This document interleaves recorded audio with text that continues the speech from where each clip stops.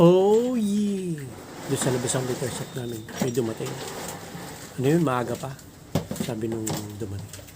Kaya pa computer ako. Sabi ko, sige, pasok ka na. Masok.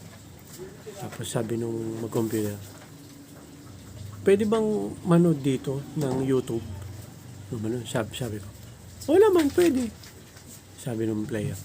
Kasi nanood ako dun sa kabilang computeran, YouTube.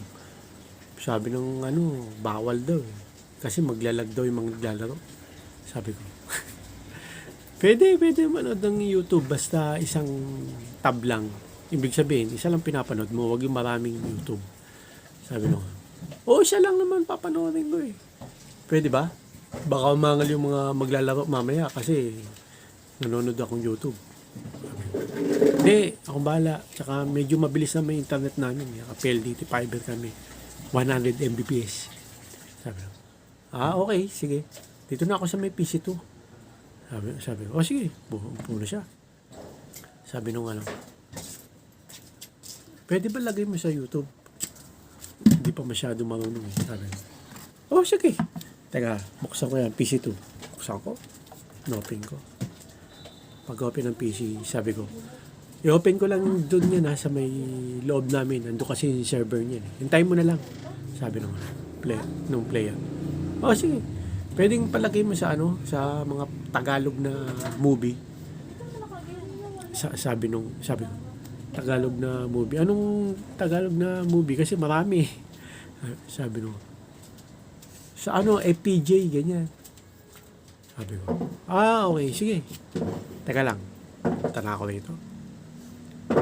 Tinype in ko na sa Display server namin sa Pancape Pro. PC2. Tapos, niremote ko yun. YouTube. FPJ. Enter ko na. Tapos, pagka-enter ko, nag-play na. Punta na ako sa labas ng repair shop namin. Sabi ko, okay na yan? Sabi nung okay na to. Thank you Ayun. Sige. Pasok ulit ako rin. Tapos nanonood na siya ng FPJ. Tapos nakita ko sa server namin. Tumitingin-tingin siya ng ibang palabas doon sa YouTube. Tapos nakita niya yung Tagalog movie na yun? Yung parang siya parang Ava ang palabas patikim sutla. Nunod na sutla. Tapos nunod siya. Pagpunta ko doon,